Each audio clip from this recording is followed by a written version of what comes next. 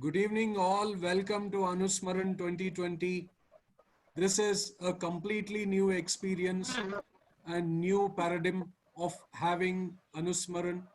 We thank all the IIMBAA Alumni Association coordinates and team for making this happen. We invite Kalpana Gopalan ma'am, IAS, Principal Secretary, and of FPM and a PGPPM from Indian Institute of Management with us to have a complete one-to-one, heart-to-heart discussion, very open discussion today on post-COVID crisis and the opportunities to look forward for all the alumni and entrepreneurs as we move forward. Ma'am has 32 years of experience. Ma'am? Thank you. Please go on. If I go on with the introduction of ma'am, it will be at least 20 minutes if I run through it. And I would request all of us to have our basic hygiene on the Zoom call today. Let's have all our microphones muted. Whenever and whatever possible, we will unmute, or you can ask your questions all in the chat box. Your questions will be read, and one-to-one, it will be an interview session with Kalpana ma'am. Now, if I have around 10 participants in the meeting now. So do we open the session? Ma'am, are you on with us? Yes, I'm here. Yeah, ma'am. To proceed with, I know you have been having challenging times all through the COVID and contributing on a daily basis. If I'm right, every department and every bureaucrat is given a task, and you have been having a lot of challenges as a bureaucrat. So we would request you to share your present experiences of what challenges you have and what how is that you are overcoming them as of now. And then you can give an introductory of whatever thoughts you have on today's evening so that we can take them forward and have a one-to-one Q&A. On to ma'am. Thank you so much, and thank you everyone for being here.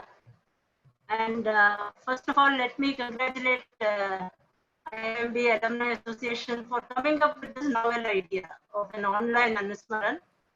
And so I think IIMBAA is always institute of firsts.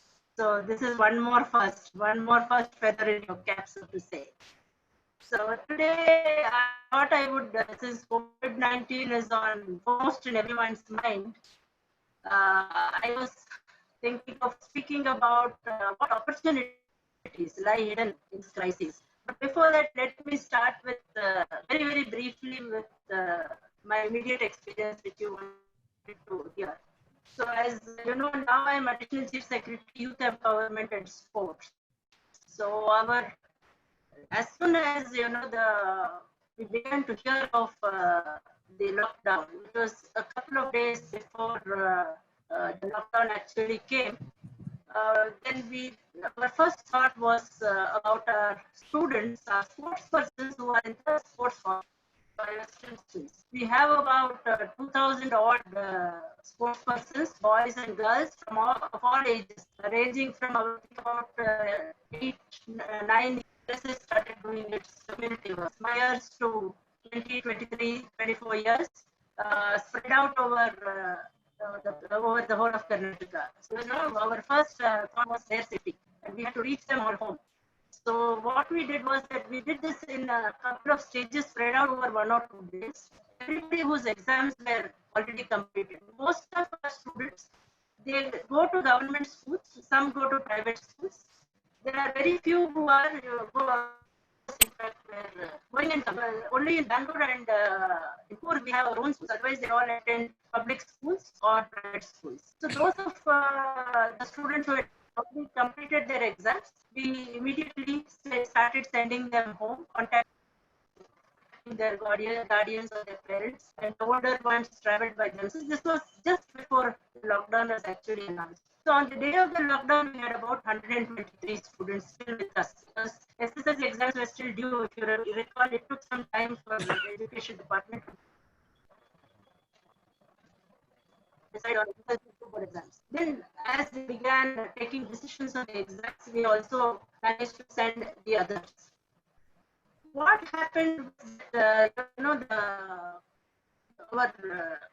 the last few students we had, I still remember there was one Akash and one Lakshmi, a girl from Belgavi and a boy from Bidar. And these two, we were not able to find somebody to come and take them. They were not very young, they were adolescents, but still at that point we had already reached 23. So we didn't want to send them alone. So we sent an escort. And I think I didn't sleep that whole night. And then early morning, I heard that, yeah, they've reached their homes. And then, that's the first thing which we did. That, our sports persons had to be safe. After that, we began cleaning up the hostels. And many of our hostels now are being used as quarantine centers. At that time, there was no demand because the cases were increased. So we started cleaning up the hostels, disinfecting them, keeping them ready in case quarantine comes. And then in the last few weeks or so, our hostels are also being used in different districts for quarantine. So this was the first thing. Then comes the service part. Now I'm also head of the NSS. Some of you may have been part of NSS, National Social Service Scheme. So I'm head of this in Canada. And I had a first meeting with NSS, and most NSS volunteers are also college students. And then, one of them, in the course of the video conference which I had, they said, we want to do something. Tell us what we should do. Tell us how we can help. We want to act. They're full of energy. I think. After that, I have not been, I don't know. So we were very careful. One, that they should be safe. Second, that the kind of advice or service they give to the community should not be haphazard. It should be well advised. So we started very systematically. We ourselves we're not a medical department, we're not the health department. So we called upon services of others. So we began that collaboration. That we joined hands with the Rajiv Gandhi University of Health Sciences and the National Health Mission. We trained about 150 NSS coordinators, NSS officers, and then there's a cascading training that NSS officers train the coordinators train the volunteers, and they implement the community. And then people began to hear of this, and then both UNICEF and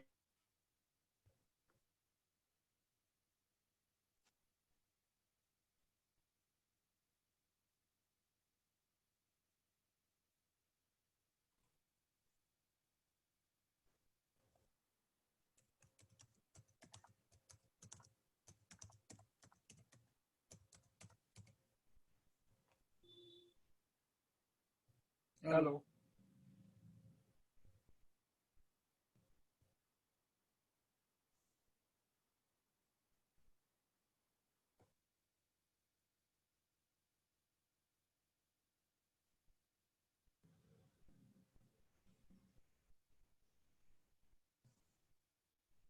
It It looks looks like like we have lost lost her. her.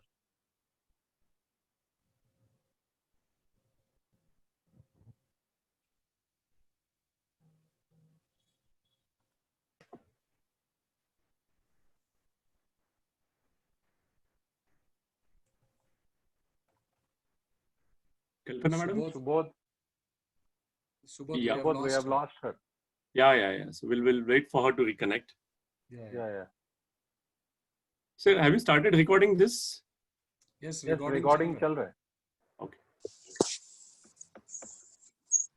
Maybe I'll call her on mobile. I was just wondering, is it only me with a bad connection or something? No. Actually, She has a bad bad signal because of the range, Ah, so she has challenges with the signal.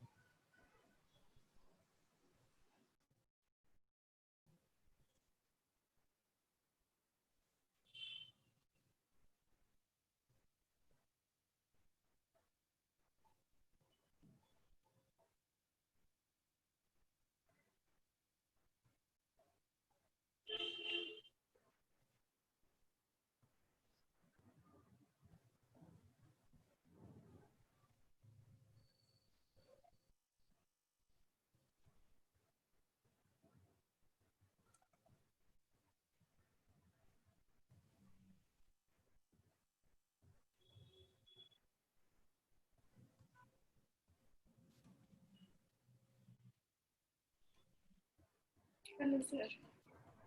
hello, Anshu.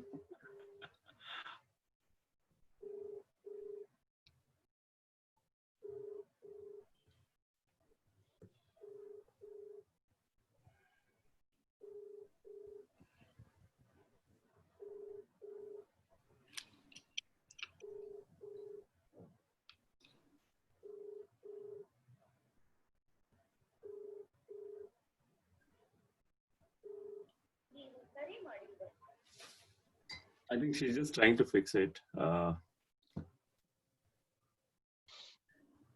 Okay, she just wrote that she lost the connectivity.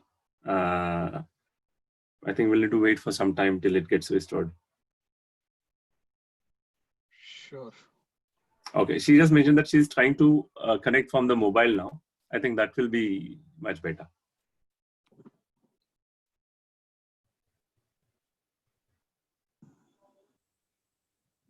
Hi, Subodh and Jilani. Good to see you both. Thank you, sir. I shall expose my face. Hi, Vivek sir, how are you? Very well. You have logged in from Calcutta. Yes. Wonderful to see you, sir.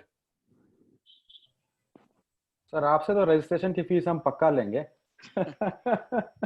क्या लेंगे? Registration की fees आपसे तो पक्का लेंगे. You are not from Bangalore chapter. हमारा तो मतलब धन का भंडार है कलकत्ता में.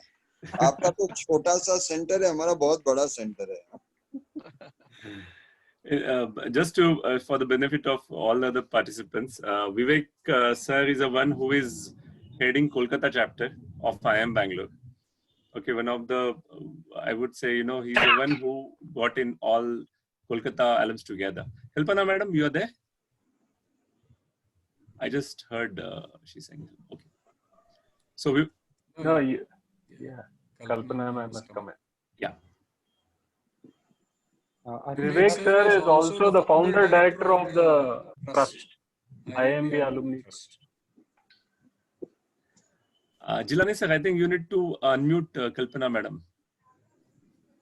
Just check if that helps. Oh, co-host. Unmute me. Okay. Sure.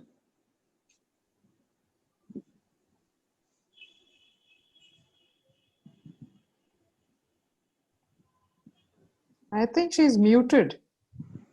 Yeah, she is muted on her own. Yeah. I'm trying to unmute. Can you call her or message her?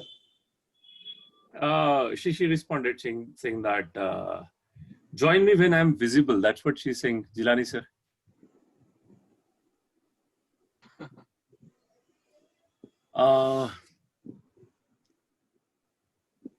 I think Jilani sir, she might be trying to log in from another mobile. So another device. Yeah, I'm open. I'm open for her.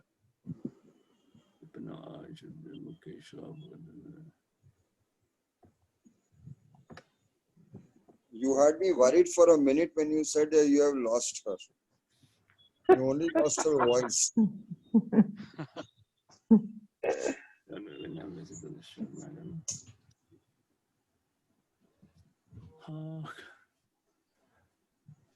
So what does this mentoring entail? I was just wondering, how does it usually happen? This is my first Anusmaran, so and the mentor table was quite exciting and quite interesting to join this. Is it a discussion table here, or we connect with the mentors later? So it's a very free-flowing conversation. It's like a kind of dialogue, and the whole idea is that again, being a very cozy small alum group, it gives us opportunity to interact. Ask the questions, understand more about how the experiences and the journey and how they made the decisions and things like that. So the whole idea is to really make it interactive, more open, free-flowing discussion without any agenda. Agenda is there, then the mind comes into picture, mind will calm, then all these things will come, how to make it really good and nice and all that stuff. So here it's more free-flowing, informal, cozy kind of chart of discussions. That's what the background behind having this kind of mentor discussions. So in physical Anusmaran, we used to have a table mentor kind of concept, wherein one mentor having 10 to 12 participants, alum on the table, and then again a conversation for 1 hour. Sure. Amit, you want to add something, or Jilani sir, you want to add something? Meanwhile, this is basically we have entrepreneurs and our alumni who are successful, who head the table, and we have around 1 hour they share their experience, and from that experiences, each of us will have some queries which we will clear them off. And after the mentor session also, the discussions go on with the mentor. And sometimes few of the alums, on a continuous basis, they keep in touch with the mentor speaker, and they take guidance from them. All right, so that's great. It's a good format. So one more point I want to add is, again, because a lot of these speakers are available on other platforms. I mean, they keep going to the CIA conference, other conferences. The difference here is that it's more like an alumni family. So more kind of questions are allowed, and the responses are much honest than what it might be in a more public forum. And again, we don't intend this to be a Q&A session. We intend this to be more like a discussion.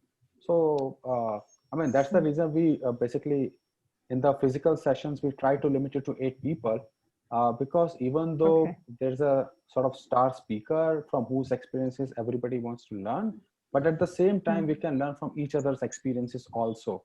So this is like a small sort of a fireside chat between 8 people with different kind of experiences. But when you come to an alum gathering, everybody's equal irrespective of what stage of career they are in right now. So that basically, in fact, that is what we tell our speakers also. So that is the approach that we take with these sessions. And that's why they're different from other sessions where these speakers are also available. That's great. So look forward to it. Hope she joins. Until she joins, I would request any of the participants, if you have any queries, if I'm right, myself and Amit or Subodh will take these queries. Or even Vivek sir also can take. No, I have already given a question, in fact. Right. About women entrepreneurship. Yes. I'm here to learn, not to teach. Sir. Your question is, what are the most successful initiatives or schemes she knows of with specific examples of possible for promoting women entrepreneurship? Initial Now, testing. this is- How long do you think she will this, take? Yeah, carry on. Sir, sir, this query is at the state level or at national level? State level. State State level, Karnataka? Yeah. Okay. See, See, in Karnataka, can I talk? Yeah, please. Yeah. In Karnataka, we have a reservation for women entrepreneurs, starting from the CASIA, that is the Small Scale Industries Association, or or CII, CII, or the District Industries Department. They support women entrepreneurs in forming the project report, formulating the idea into a business plan, and they give certain fund for that. And as we move forward, they have some schemes where there are no collaterals required, and there are few loans to a certain amount where they are 2% lesser than the normal entrepreneur. This is with respect to the banking and finance. Further, if we proceed to the Industrial Area Development Board, there is a reservation for women entrepreneurs for allotment of lands in the industrial areas. So there is a continuous hand-holding, and there is 1% incentive where the government has a marketing division, probably in MSIL. Yeah, come in. Sir, madam is on the call with me. Let me check, ma'am, can you please talk? Let me check the audio. Hello. Okay. Hear me? Can you guys hear? Yeah. It's Much perfect, better. Subodh. Yeah. I Yeah, think yeah. I Yeah, need to do a little yeah. bit of work. Okay. Ma'am, can you hear others? Kalpana, madam, you are able to hear others? I can hear you, but I can't hear anyone else. I can hear you, but very feebly. Jilani sir, can you say something? Hi, Namaskaram, madam. Mr. Jilani's voice is not very clear, so I can't make out the words. I can just hear the sound. Okay, might be. I can do a little bit of translation job. Yeah, you'll have to do the translations. The perils of technology. Yes, ma'am, can do that. And are you guys able to hear, madam? Yes, Yes, absolutely. yes. Okay, ma'am. Audible enough. I think the purpose is served. Everybody is able to hear you. Any question is there, I'll be able to translate it to you. Yeah, Great. you'll have to only tell me because Zoom is not connecting. No I worries. got internet back, but I'm not able to connect to Zoom. No worries, ma'am. I think this is working fine. This is working fine, ma'am. Anyways, really sorry for everyone for this. I think we'll have to get used to these kind of glitches. In any case, I'll just continue from where I left off. I was having a video conference with NSS volunteers, and they said, we want to do something. We want to add. Tell us what we should do. Now, Jiva kodbeku namage in Canada. So you tell us what we should do. So to see that, they don't go, they're not ignorant when they go into the community. We got very systematic, curated information for them for community dissemination. And there was a cascading level of training from beginning with the NSS officer, then to the coordinators, then the volunteers, who in turn went to the community. So this was one thing which we did, that, they went around talking to people, telling them how to be safe, what are the safety protocols they should follow, what were the government instructions. So these were some of the things which NSS did. The next thing they did was that, they started going from place to place distributing masks. In fact, many of our volunteers started making masks themselves. They prepared the masks and then distributed them. They prepared food and distributed to many migrant workers, others in the community. So since we already had a network, they already knew where to go. They were also connected to the community near their colleges or universities. They were able to do this fairly well. But almost everything was a collaborative activity. So that, it kind of opened my eyes that we were not ourselves the health sector per se. Not all my volunteers were knowledgeable, but we were able to join hands with others so that we could do maximum service even at the time of crisis. So that is how I started thinking that, this opens our eyes to new challenges, but new opportunities as well. And that is actually the genesis of what I wanted to talk to you today about.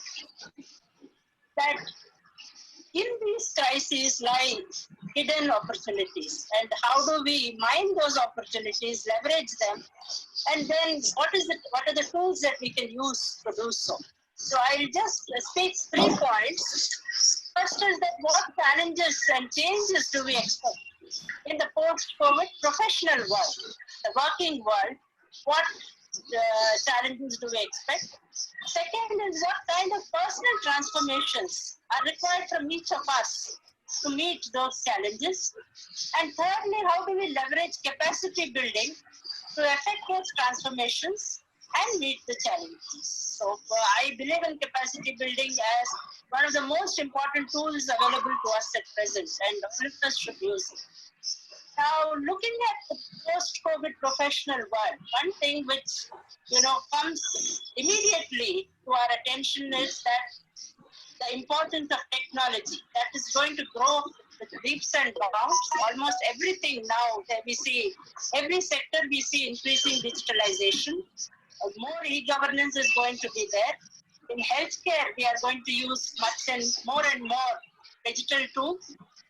Online education, including IIMBAA, has just transferred online now. There is the whole higher education has moved online, both in India and overseas. So edutech is going to come in the big way. Even to navigate our day-to-day activities like paying bills or ordering groceries, technology becomes necessary. So it's no longer something which a consumer or a specialized person uses. Each of us will be using technology in a much bigger way. It is come into the home, so to say. So technology is going to be a game changer, much more and much faster than we thought. The second is the change that we see in the mode of working. Just before we began, we were talking about working from home. Now, working from home, even 3 years ago, if somebody had said working from home, it meant that, they were taking it easy. Maybe in government, people would have laughed. But now it has just become routine for us, especially in the private sector. Now, and it's not just that we are doing normal work. India has shown the way, in fact. When lockdown began, to share my own experience, when lockdown began and many of the corporates closed down and started WFH, my daughter, she works in Mumbai. She's a lawyer and she works in Mumbai. She couldn't come home. In fact, she's still not able to come home because she was working on the Jio Facebook deal. You must be knowing that Facebook acquired 10% of Jio, and she was working on that transaction. And one of the biggest transactions, FDI transactions that we have handled in India, about 6 billion, and a series of very complex and complicated negotiations, and everything was carried out online. So this is, India set the trend, so to say. At that time, all eyes were watching India, the way we were handling that particular deal, and we did show the way. But when we go into the work from home then we need to have a different kind of working, because the work-life balance begins to acquire a whole new meaning. Not only we should have the discipline to work while we are at home, but we should also have the discipline to stop when required. Not get distracted, but also stop when it is time. Otherwise, you'll have a 24-hour workday. More and more people, corporates especially, but even public offices will realize that brick and mortar spaces are no longer necessary, or at least they will do with shrunken brick and mortar office space. And what I see in the future happening is that there will be more and more freelance.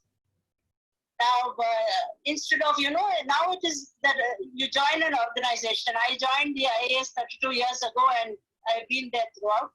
Private sector, you move more often, but still you are part of an organization. But we are going to see more and more freelancers with specialized expertise who will perhaps move from organization to organization on an assignment. It's not something entirely unknown. If you take a surgeon is attached to one hospital, but she consults in many hospitals. So some surgeons consult online. So the peddling of one's expertise, I think that will take the place of a regular office or a permanent job. And all of us, I hope, in the future will be free of the tyranny of HR. So that is something which I see coming, it's not so in the not so distant future. The third is that when you are going to have a group of freelancers working on a specialized assignment or task, then there's the need for cooperation and collaboration. And we need to build up networks, and we need to build up the skill to be able to work together. And we already see that happening in COVID with Glaxo and Sanofi joining hands for the COVID-19 vaccine, with Google and Apple setting standards for contact tracing.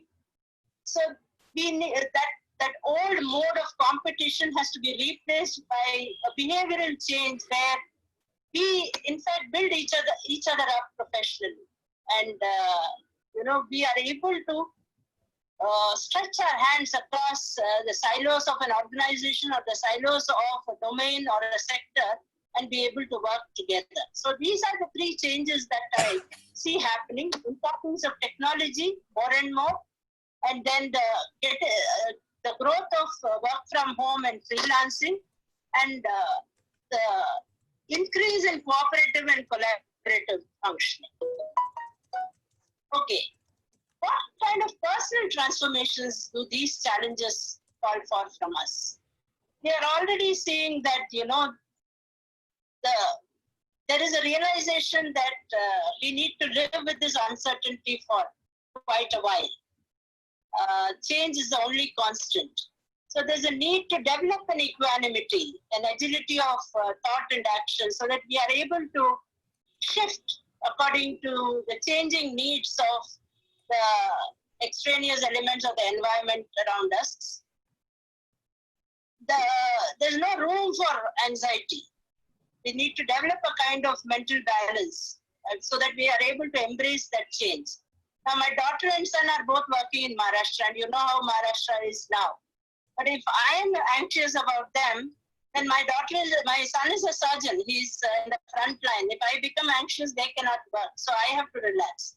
So that kind of, those personal qualities become necessary. Secondly, we need to become continuous learners. Now that we have this the mode of, you study in the first years of your life, then you work for a long period of time, and then you retire. But now there's going to be the need for reinvention, constant personal reinvention. You will be not first learning and then doing, but you will be learning along with doing. And learning itself is available at the click of a button. But what is needed is the discrimination and the discernment to see which is good and which is bad, which means even the teacher, or could be anybody, somebody who can guide you into the right direction can be a teacher. So the old modes of teaching and institutions may also fade away because the learning is available so easily. And third, and for me, this is the most important, that we need to develop a collective social responsibility, and we need to practice that. We need to cultivate it, and we need to practice that. So we are very familiar with social responsibility, but that is still pinning that responsibility on someone. We need to develop a personal social responsibility. A personal social responsibility is itself pretty simple. In a simpler time, if you teach a child or you contribute to a cause, then you have exercised your personal social responsibility. But a collective social responsibility is what COVID is teaching us. It's not just a gesture or a task, but sustained behavioral change. And the impact of collective social responsibility is much larger. The reach is more. My action can affect not just me, but you and my immediate neighbors and family, and it can affect hundreds more. How closely we are internet connected is something which COVID-19 has shown us, but this practicing it as a daily habit, as part of your life, requires some imagination, like your own, reworking Anusmaran to become an online Anusmaran. So that kind of sustained behavioral change becomes necessary. The practice of collective social responsibility is something which each of us should cultivate. It is no longer the job of the government or the corporate, it is the job of each of us as individuals and as a community. And how do we do all this? And that brings me to my third point, that is, the one tool which is available to us is capacity building. And I expect that in future, we will be investing in health, education, technology, and the capacity to use these to good effect. And here some points become essential to note. Because capacity is not just some training. We have had, years of teaching people tailoring and becoming an electrician. It's much more than that. It should be very strategic and targeted. The front line and the back room become important. We can, procure a bed, we can procure PPEs, but it takes much more time to train a nurse or a technician or somebody who can take down the data properly. So these are long-term investments which we will need to make. And we need to train teams and not individuals. So over a period of time, the way our higher education system has developed, engineers train with engineers, doctors train with doctors. We function in silos and that continues into the working world.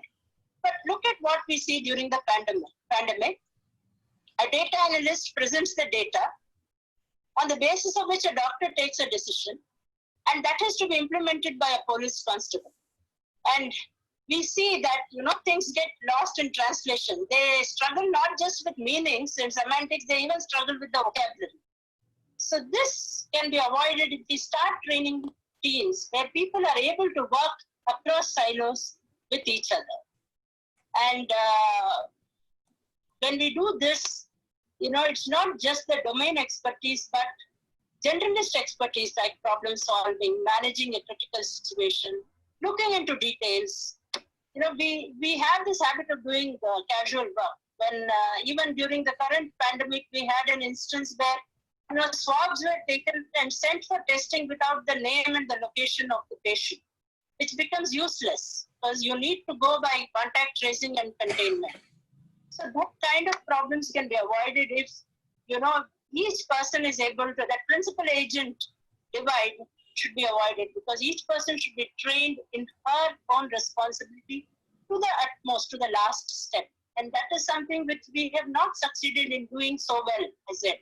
So that is something which, perhaps we need to cultivate. So basically that we are going to be faced with a lot of challenges in the professional world, and that in turn is going to call for personal transformation from each of us. And the tool which we can leverage to effect these personal transformations and to meet the challenges is the one tool is capacity building. So I'll stop here and perhaps open for further discussion. I'll again try to rejoin. Let me see if I'm more successful. Be easier to do this.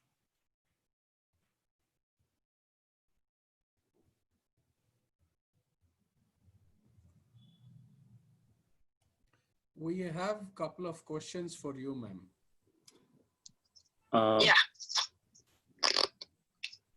Yeah, Jilani sir, can you say out the questions? I'll repeat those. Yeah.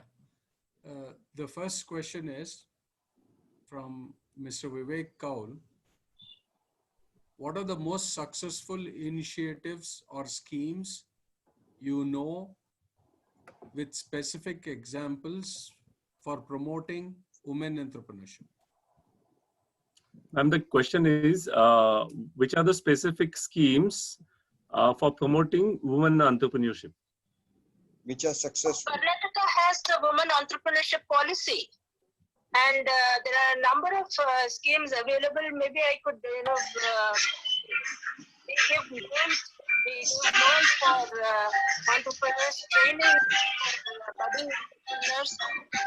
And there is also help available for those who come back to work after taking a break or a sabbatical or a maternity break. So any number of schemes are available.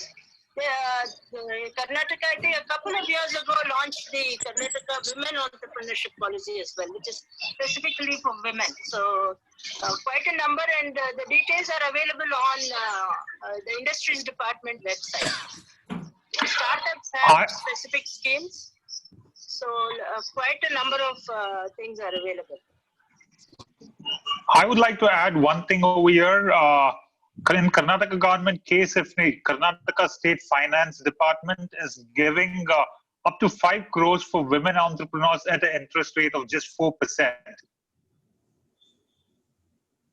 Yeah, Karnataka KSFC, Karnataka State Finance Corporation gives women loans. For women entrepreneurs, they're giving it just at 4% interest rate for a period of 5 years. And that's up to a maximum of 4 crores or 5 crores. I'm not sure about the number. Ma'am, I have a question for you. I think it's 5. Yeah. Ma'am, are you able to hear now directly from all the delegates? Are you able to hear them? No, I don't even, I hear only you. Everything else is garbage. Okay, so again, let me do the translation job. Yes, sir. So what's the question, Jilani sir? Subodh, see, these schemes, we are talking well as a bureaucrat. She talks about schemes and all, but still the red tapeism is still there in all the organizations. The corruption is heavy. Just like Abhishek told, we have 3 to 4 crores for women entrepreneurs, but in that your at least 5 pairs of shoes have to go off. And these are the realistic things. And out of 10 entrepreneurs who go, only 2 are successful. No, till when we need to keep doing these things? So, sir, are you saying that how to make it available to the needy ones? How to smoothen make the it process? Reach out to the kind of the needy people in a current situation, especially women entrepreneurs. Yes. I think so. Streamlining the process is what exactly it means. I'm sorry to interrupt, though. Okay, so I think you can let me into the thing. I'm able to connect Zoom if you let me in. okay. And 1 minute, sir. To answer this question, I'm the first person to agree that there's a lot that needs to be done. I think I can see you now. Yes, ma'am, you are inside the Zoom call now. Yeah. Let me see. Can you hear me? Yes, ma'am. Ma'am, can you say something so that we can check? Yeah. Hello. Yeah, we got you. Lose time. I'm going to disconnect the WhatsApp call, otherwise you'll have that thing. Okay. Ma'am, we'll try this. If it doesn't work, we'll come back to the WhatsApp call. Yeah. We can go back.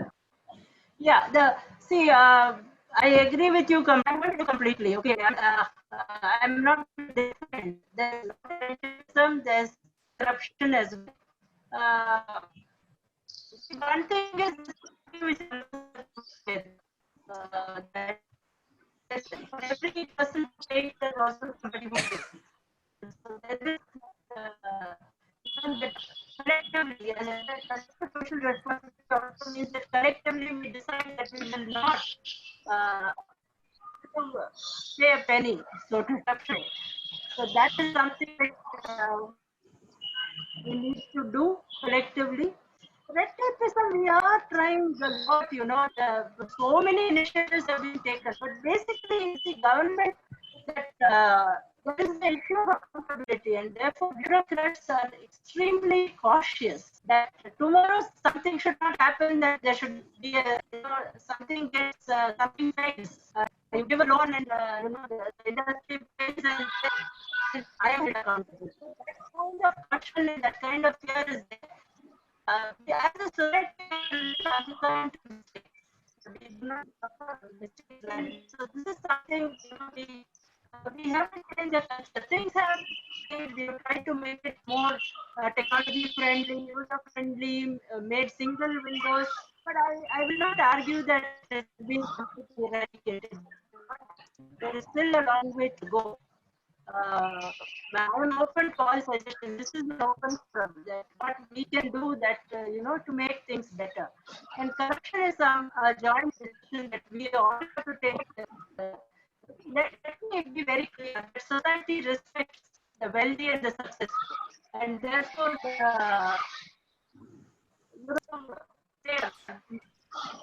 honest bureaucrats are sometimes not even visible, especially if long middlemen. You would not even hear of that. For every person who takes their person top 100, so there is the correct eye controversial. So this is something which we need to look at.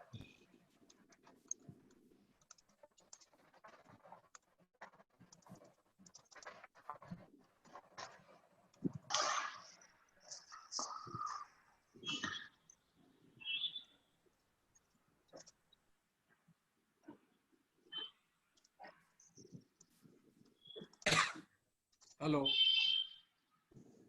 I can hear you. It's clear from my end, but you tell me if you can hear.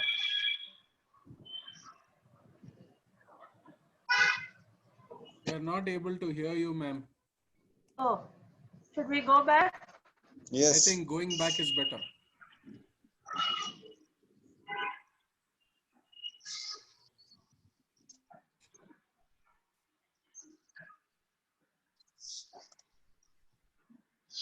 I'm calling you.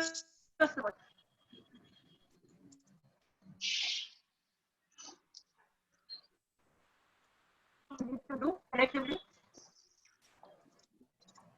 Something should not happen. The industry pain of fear is there. As a we do not suffer mistakes. Technology friendly, user friendly.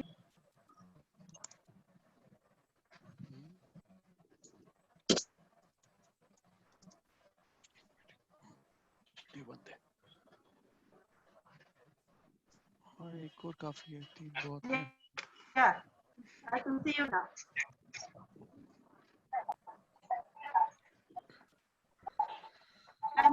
Unmute myself. Yeah, now I think we should be able to continue.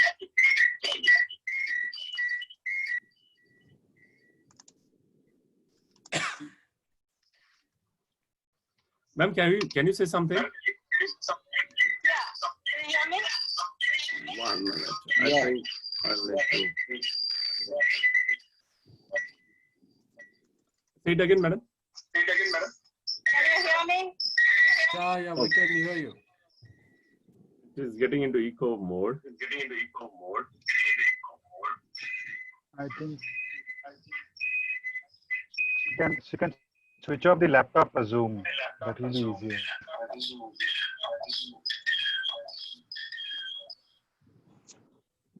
Uh, 1 minute. It was one. Yeah, now? No. Yeah, sorry for this. Video में चला.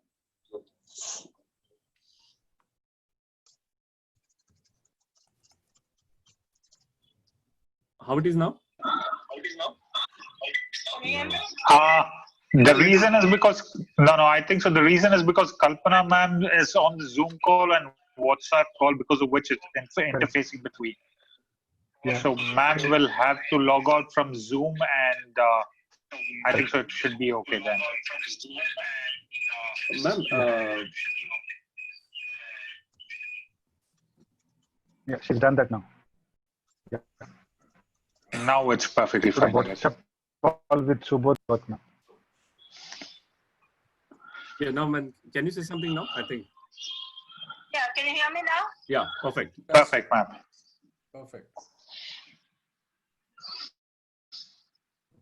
Can we take the next question?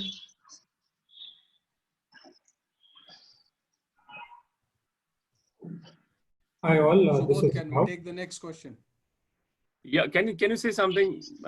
Can somebody shout it out so that I can repeat it, because difficult for me to. Subodh bhai ki jai. Hi, can you all hear me? This is Rao here. Yeah, please go ahead.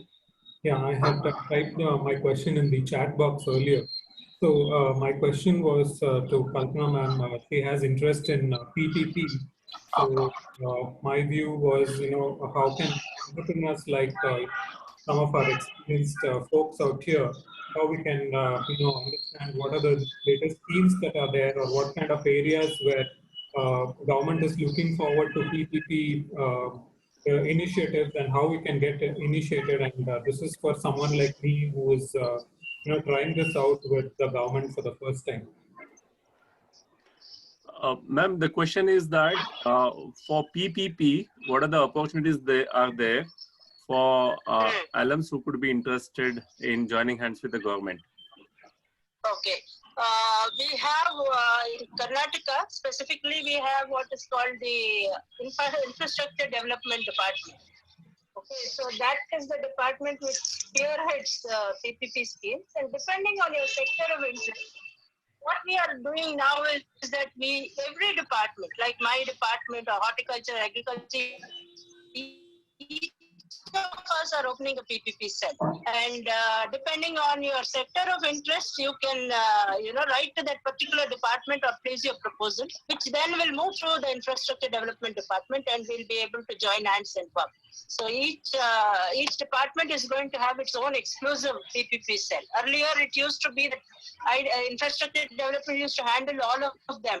But now, because there are more and more PPPs coming out and there is domain expertise required, therefore we are having, each department is going to have its own PPP cell, which everything will move through the department, and any kind of financing or technical expertise for the concession agreement, that will be provided by infrastructure department. So you can just go to the sector of interest, the department relevant to your sector of interest, and approach them. That is in Karnataka. Sure, thank you. We have Mr. Robin from EGMP 50. Are you there, or can I read out the question? Yeah, sir, if you can please read out. Yeah. Robin works with Shell. He would like to hear how you see renewable energy sector growing in India, and what would be your advice to someone like Robin who is planning to take up role in renewable energy sector.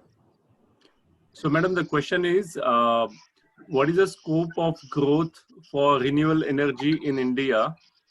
And Robin is working in a Shell, and he wants to understand, how this sector can help, go further. Okay.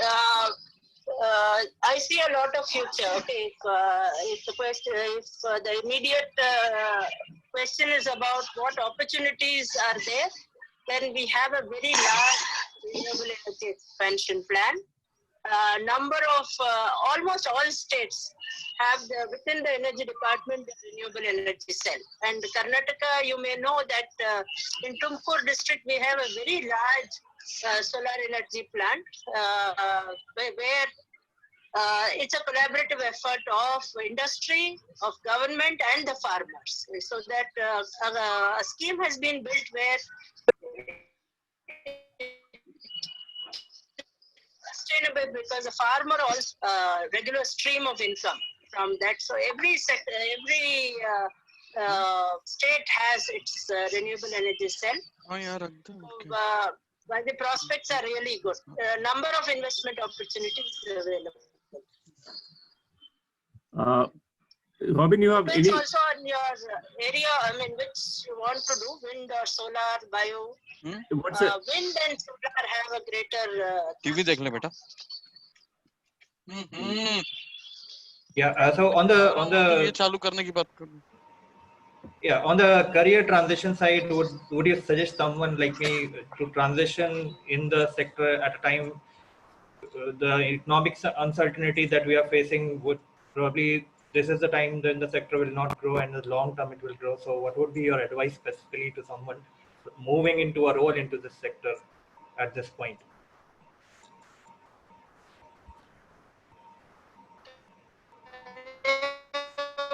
Repeated, I couldn't hear it properly. Robin, are you saying that in this period of uncertainty, whether it's good to kind of get into that segment? That is what your question is, Robin? Yeah, that is my specific question, correct? Yeah. Ma'am, so in this time of uncertainty, is it good to venture into that domain? Especially, are you having entrepreneurial aspirations? No, so I work for Shell. Shell is into oil and gas. We have a very small division of renewables, but yeah, we plan to expand it, and that is where I might be moving. Okay.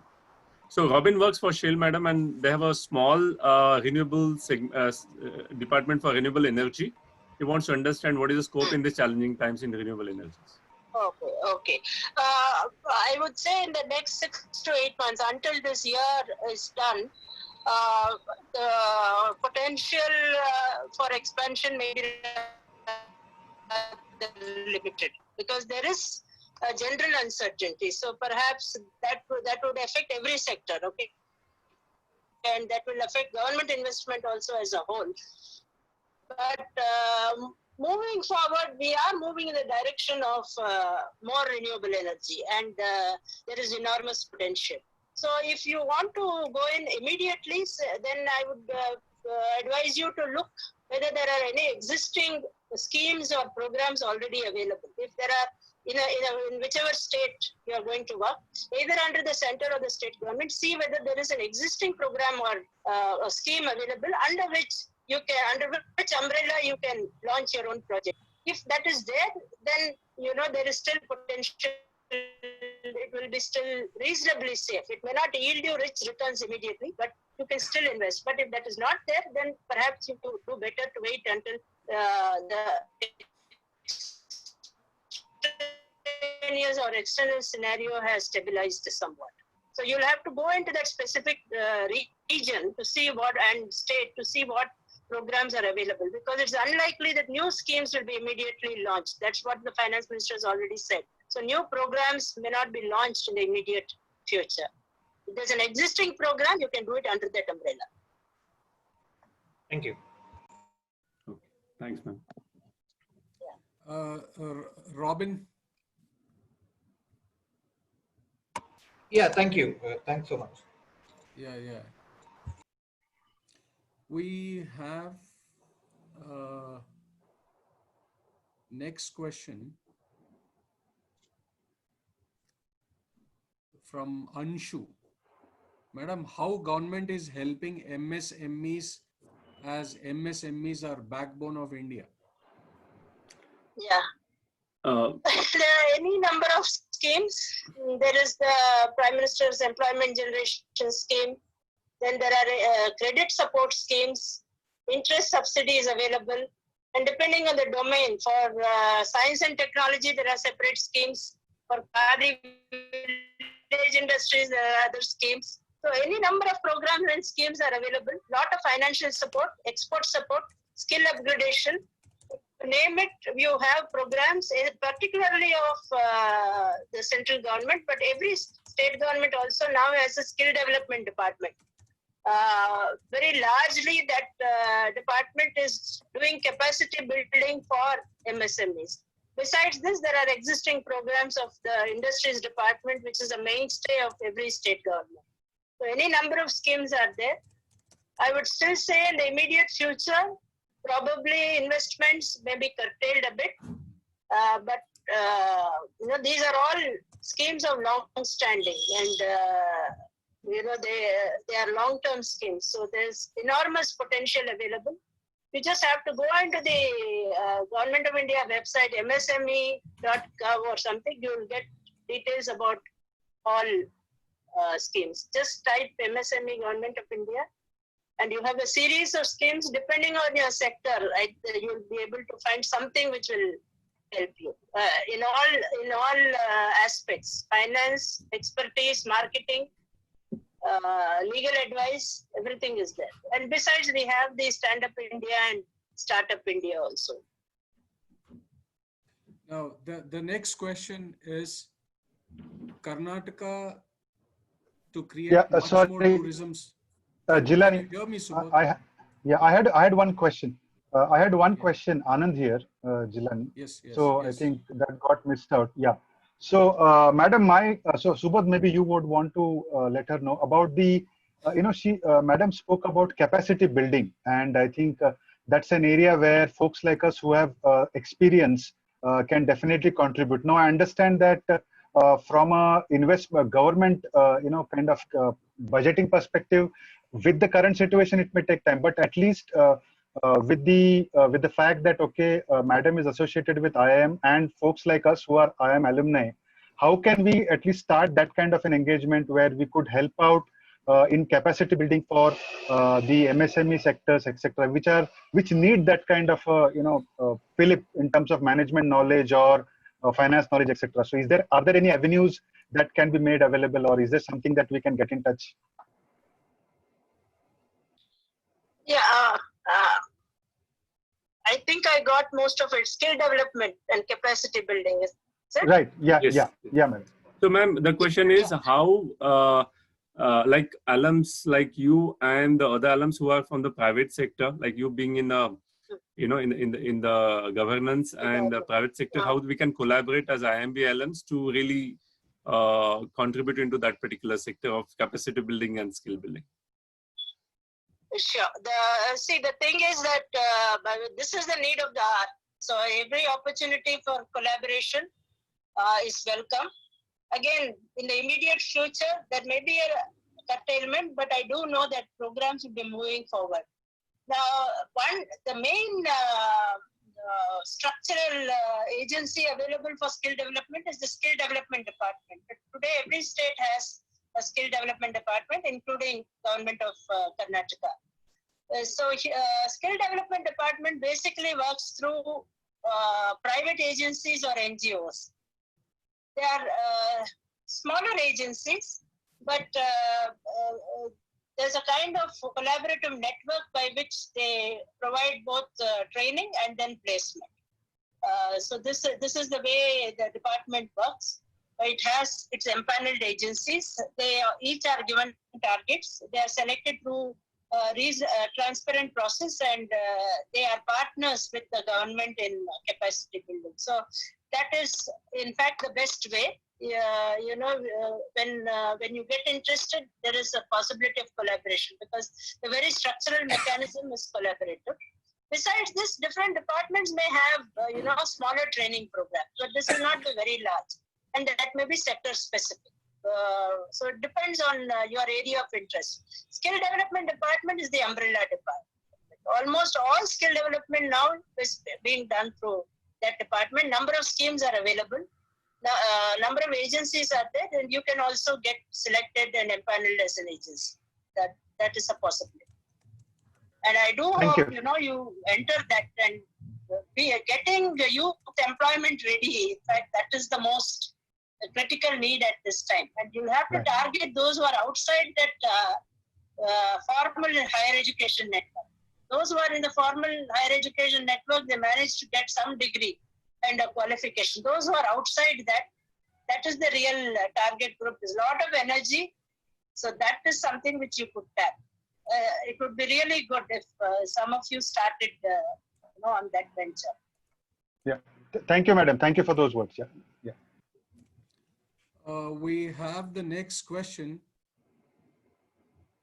This is with respect to sports. Robin Nirvani.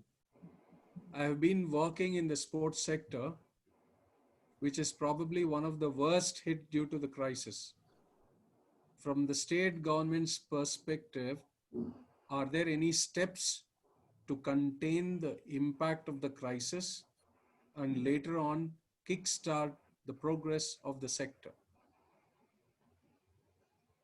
Okay, yeah, as you say, it's the worst hit, and it looks like for some more time to come.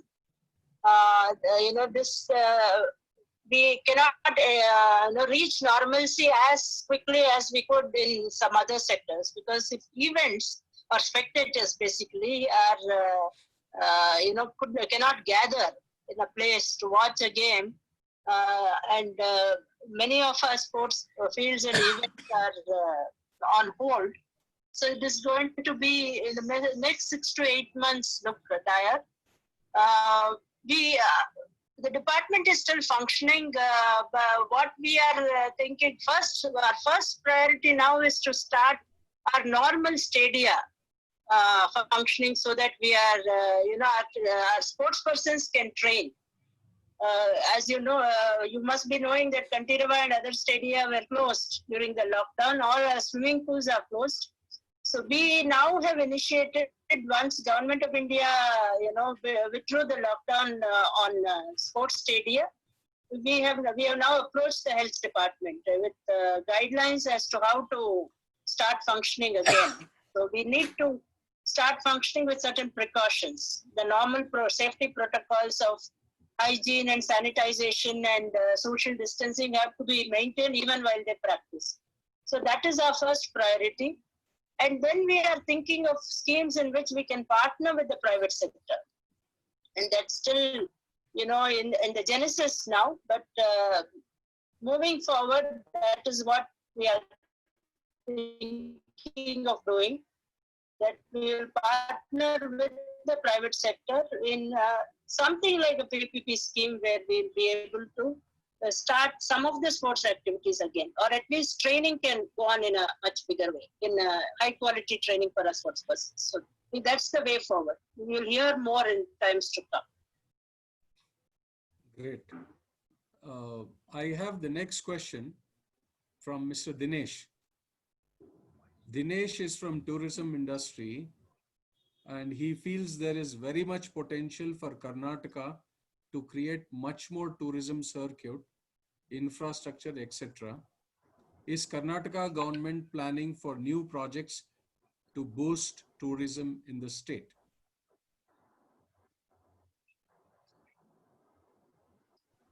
What sector? Tourism sector, madam. Tourism. Sorry, tourism. Tourism, yeah. Okay. Dinesh feels that there's a huge potential in Karnataka for tourism. So the question is related to that. Yeah. Okay. Again,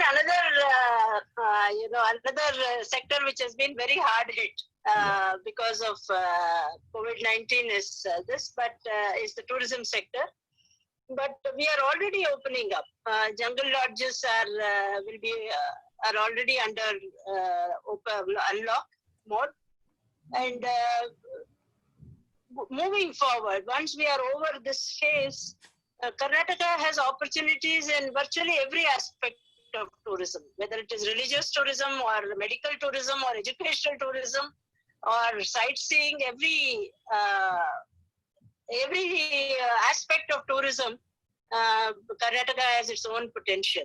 And we have everything. We have mountains, we have lakes, we have forests, we have the beach. So every kind of thing. So we do have big plans, but it may have to wait a little more. But there would be some more in the months to come. There will be new plans. There are already, and there is the existing structure is, of course, the Karnataka Tourism Department and the Karnataka State Tourism Development Corporation. So most of the programs are done under the aegis of these organizations. And now safety and hygiene guidelines have been released by the government of Karnataka. So we are opening that sector as well. There's enormous potential which can be tapped. There is opportunity for investment and growth in Karnataka and tourism. Great. I have a question from Vivek sir. Is there any exchange that occurs so that offering similar schemes across different states and union territories is possible so that we can learn from other union territories and states? Exchange programs between entrepreneurs. Exchange programs, can you repeat the question, please? Exchange program of entrepreneurs from one state to another. Exchange program for entrepreneurs from one state to another or from union territory to others for better collaboration and exchange of, you know, good practices or something like that. There are delegations of entrepreneurs which go both to other states and overseas. That happens. And there are road shows where the industry participates along with governments. I do not know whether there are exchange programs between states. So that is something which I'll have to find out. Maybe I'll let you know. But I do know that there are a number of programs where you can go overseas as part of a delegation with the government. So that happens. But this is a good idea. Learning, in fact, it doesn't need government. Even IIM or any such institution can do this, that you can have exchange or immersion programs where, you know, industry experts move around between states and try to learn. More specific therein is lies an to opportunity, actually. More specific is to promote women entrepreneurship exchange between Jammu and Kashmir and Karnataka. Yeah, I suppose so. Women entrepreneurs, see, there are organizations like Awake where there is lot of sharing of best practices and sharing of experiences. That happens, and there are women. There are any number of associations. Women Entrepreneurs Association is there. Association of Women Entrepreneurs of Karnataka is a number of associations are there. Here, there's a lot of exchange of information, exchange of best practices. That keeps happening. I do not know whether it is there across the board other than women, but there is a potential there.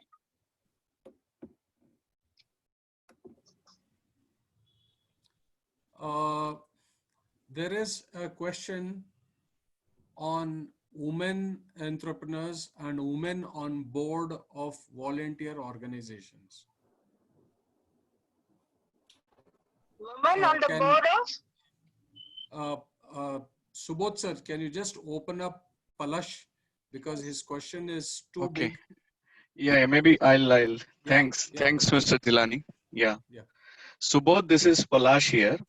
My question is more needs some guidance, frankly speaking. It's a real life situation which I just want to narrate. I'll take 20 seconds. So we are part of one of the largest organization board, and it's the board of volunteers which runs for the professional development of the professionals. Okay.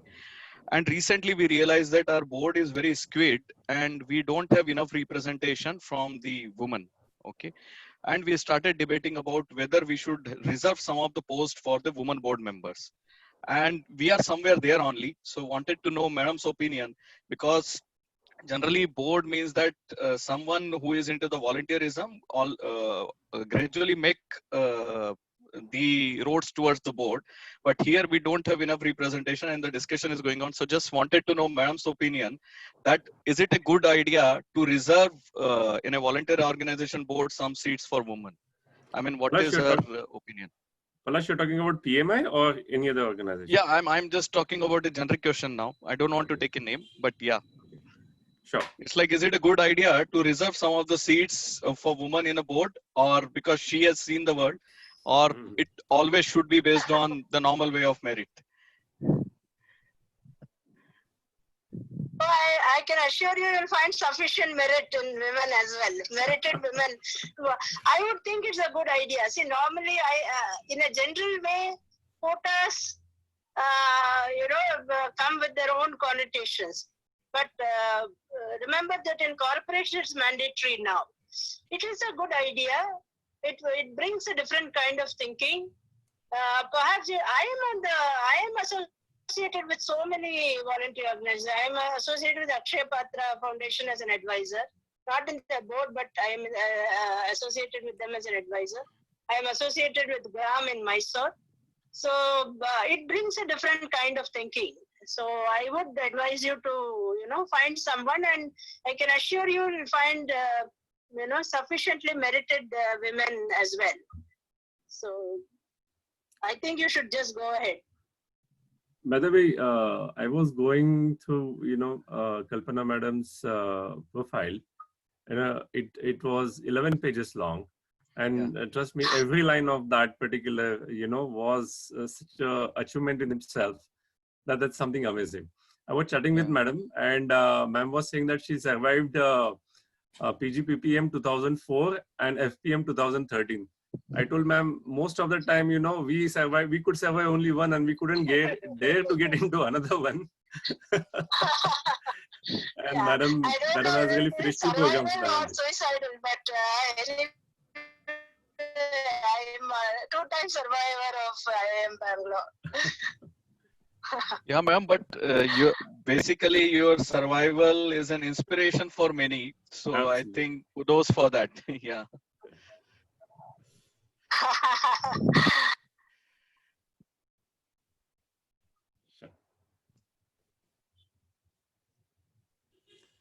As of now, if we have any more open questions, we can take. The questions from the group are complete. Subodh sir. Can I ask a question? This is Vivek. Yes, Vivek sir, open. First of all, thank you, Kalpana ma'am, for a very inspiring session. I am really grateful that you took out time to do this. My question is that I believe that the way forward for my native state of Jammu and Kashmir is for women entrepreneurs to come to the front, because they have been mute witness to the carnage and the destruction of their society and their families. So that is what inspired my prompting that there should be an exchange program between women entrepreneurs in J&K and Karnataka, so that they learn from other states and come up to speed quickly for the betterment of society. Yeah. Actually, it's a wonderful idea, and everywhere. See, women are about 50% of the population, and we are wasting the talent and the energy of 50% of the population. And now we need all hands on deck. So I completely support that idea, and perhaps within government or outside, we can think of bringing entrepreneurs together across states, across regions. So if not live in the immediate future, at least online, so that they can share their experiences. So perhaps you should think in terms of one such program for women entrepreneurs specifically. I think that's a great idea. I also believe that this is something that we need to carry forward to normalize the situation in Jammu and Kashmir. Even apart from the economic aspect, the social aspect is very, very important.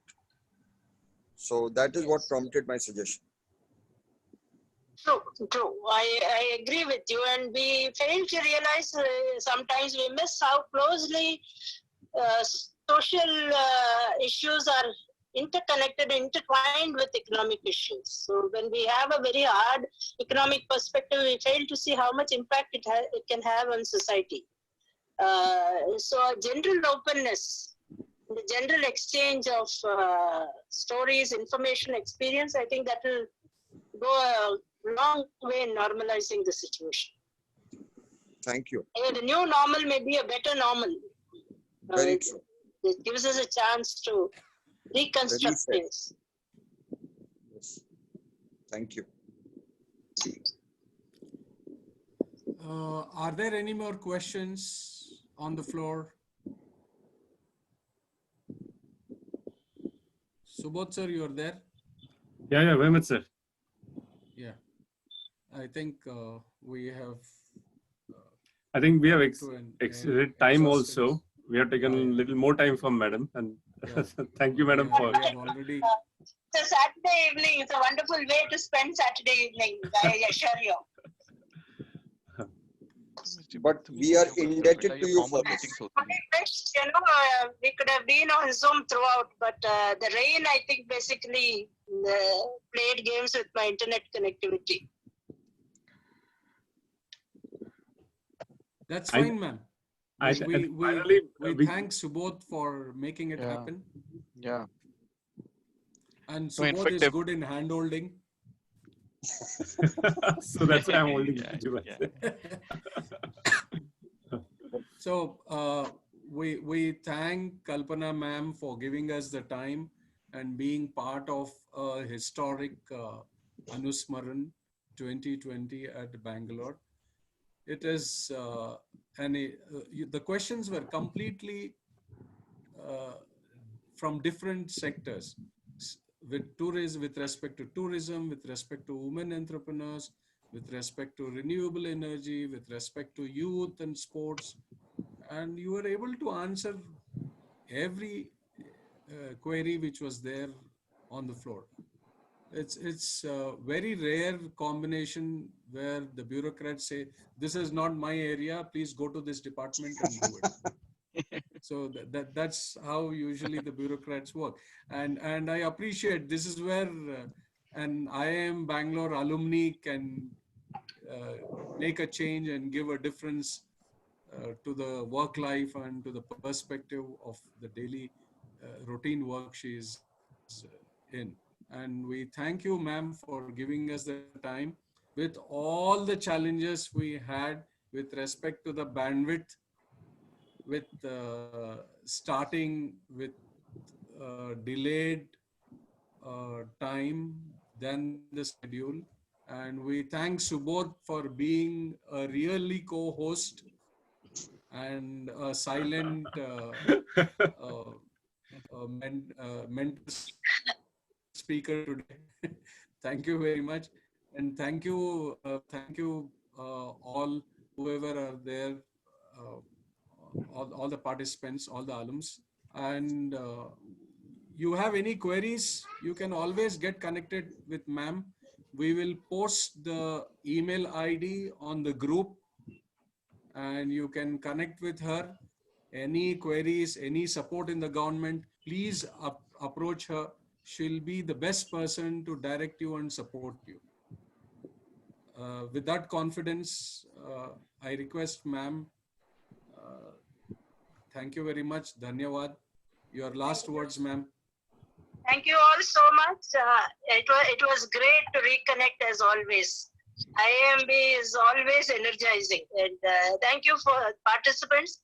And thank you for the questions. I mean, it was multi-sectoral. That way, it was really great. You know, that intellectual stimulus which IIMBAA can give is unparalleled, really. And definitely, ma'am. IIM can give you this. Again. Yes. Sure. Despite the technical glitches, I hope you all enjoyed the evening. Yeah. Thank you so much, ma'am. Thanks a lot. It was wonderful to have you. Thank you so much for your time. Thank you so much. Thanks, everybody. Yeah. Namaskar. Thanks, Mr. Jilani. Thanks, Subodh. Thank you so much, everybody. Thank you very Thanks much. a lot. Thank you. Bye. Bye. Thank you so much, ma'am. Thanks for being there. Thanks a lot. Thank you so much. Bye. Thank you. Thanks, you too, ma'am. Thanks, bye-bye. Yeah, evening. Have a good evening, you too, ma'am. Thank you. Subodh, are you sharing the email ID, etc.? Hey, thanks a lot, guys. So I think, yes, we will share it, sir. Will you do it on the chat? So thanks. I think thanks for being there. Thanks, despite of the technical glitch which was there. I think it's all about, COVID times is all about jugaad. So I think we could make it even this time. Okay. And thanks for bearing with this technical glitch. Glad that you could really kind of be here. Subodh, I just want to add one thing from Calcutta, which is that we will accept all the shortcomings of this call, the benefits we have got today. Yes. Yes. It has been a wonderful chat. Thanks. Thank you so much. I think sir. Vivek sir, we need to Thank you. connect one-to-one. I will share what is happening between Jammu and Kashmir and. Sure. Who's that speaking? Okay. Dilani here. Thank you. Dinesh. Okay. Yeah, sure. Thank you, sir. Most welcome. Thank you very Bye. Thank you. Okay. Thanks, everybody. Have a wonderful evening. Yeah. Bye-bye. Bye. Bye. much. Bye. Thank you. Bye.